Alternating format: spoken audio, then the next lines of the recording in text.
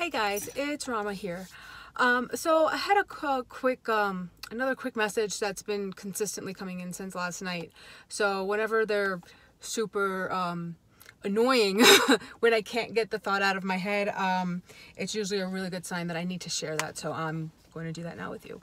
So yesterday I usually have one lazy day a week where I kind of like take a moment to like catch my breath and kind of do whatever I want without feeling like feeling guilty pretty much. And because I know this next week's going to be really hectic for me, I kind of did it over the past couple of days rather than having the one full day, because I did need to get extra work done. So I'm just building it into my week versus having one dedicated day to it. In that realm, in that whole concept, yesterday I was watching a movie on Netflix that I have been wanting to watch since it came out last year. Just hadn't gotten around to it, didn't really feel pulled to it, and then I ended up watching it yesterday. Now, most of you may or may not know what the movie is, but it's an Indian movie that is on Netflix. I really appreciate Netflix doing that for me. And it's a biopic on one of Bollywood's bigger stars over the course of his life, and he was known to have issues with drugs and alcohol and women and the mob and terrorism. There's a whole big thing behind his whole life.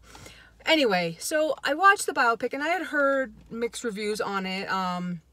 Heard the acting was good, but they were trying to whitewash his story and all this stuff, and I was like, that's irrelevant. I just wanted to see the movie now.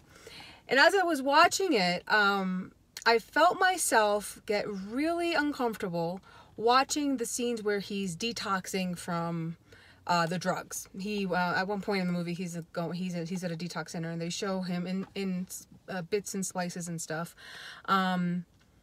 him detoxing off of all these drugs that he's done. And I normally don't have a problem with that. I've watched that kind of thing on and off in movies, and I've had it happen in real life to people that I love.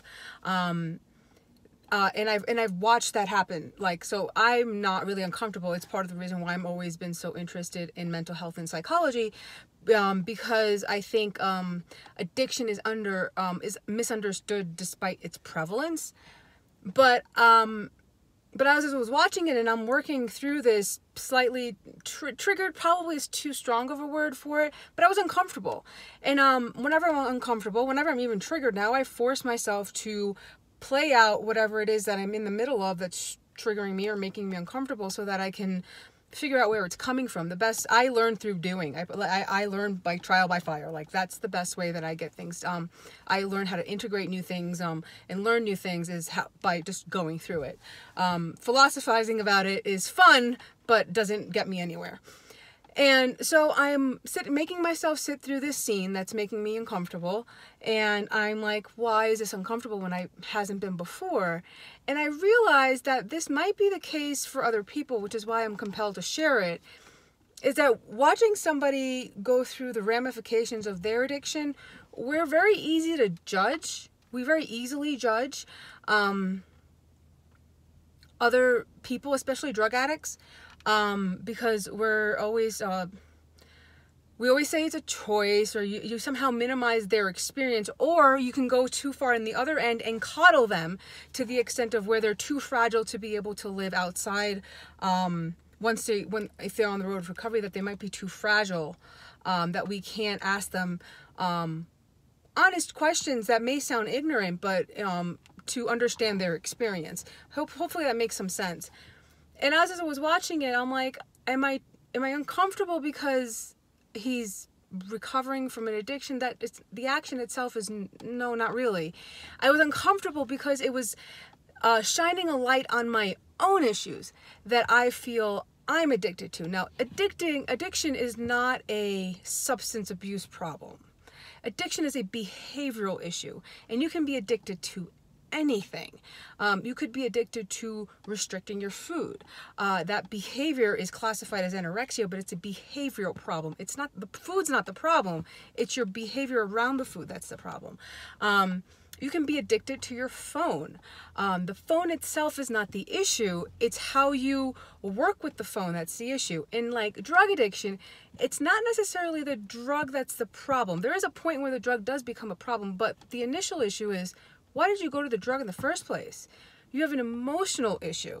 You have you're avoiding feeling your emotions, so you go to something that will take you out of that. It's a behavioral problem. There are going to be people who agree or don't agree with that.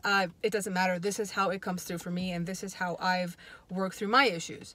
And it works for a lot of people if you understand that the substance is what the substance is. And I usually talk about this with sugar a lot, where everyone's like, whenever I talk about nutrition as a self-care pillar, they're always just like, but I'm addicted to sugar. I can't get off of it. And I was like, well, of course you're addicted to it. You're supposed to be. It's designed to get you addicted. But that doesn't mean that you're powerless in order to stop it. Giving up our power to a substance, while it may feel, it can feel like it does have a hold on you, and it does. Biologically, it does. But mentally, you're still in control. Emotionally, you're still in control. That's why it's so important to do the underlying emotional work for anything that you might be addicted to.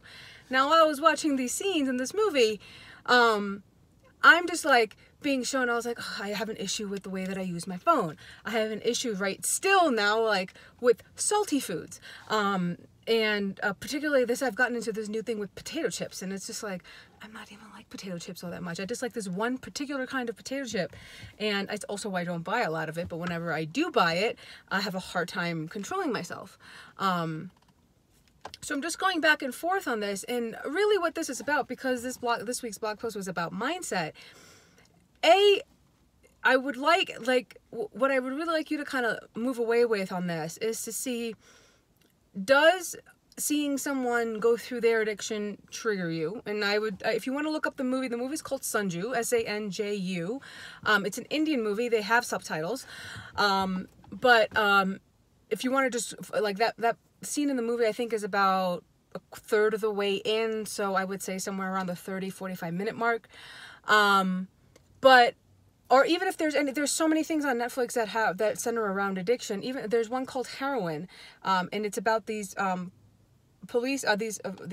enforcement women, these women in law enforcement who are cops and firefighters, just their experience dealing with the opioid crisis, and you see a lot of the side effects of being on opioids in the communities that they're in. That's also one that, when I watched it, I think I watched it a year and a half ago now, at the time made me uncomfortable too, because I was in the throes of trying to figure out my own crap about different things at the time, and that one also brought upon some insights for me. So maybe that could also be something you could look at. But pay attention to what you watch, what you consume, and what makes you uncomfortable versus what doesn't resonate. They're two very different things. But whatever makes you uncomfortable, you most likely will judge. So anything that makes you uncomfortable, until you get to a point where you learn how to process it for yourself, your initial reaction is going to be judgment. You're going to judge this person, this scene, this thing, for experiencing the experiencing you think that they're having. I would suggest looking into that and seeing, I would love to hear what makes you guys uncomfortable, and how, if you do judge this thing that makes you uncomfortable, what about it is giving you signals that you need to look at in yourself? Because I almost guarantee you, there's something that you are personally going through. That's why you judge. You never judge anything that you agree with. It's usually something that we either vehemently agree with or we're hiding from ourselves. Please, I'd love to hear what you guys have to think about that. That was my thoughts for now. Hopefully this made sense. And I will check back with y'all really soon. Thanks. Bye.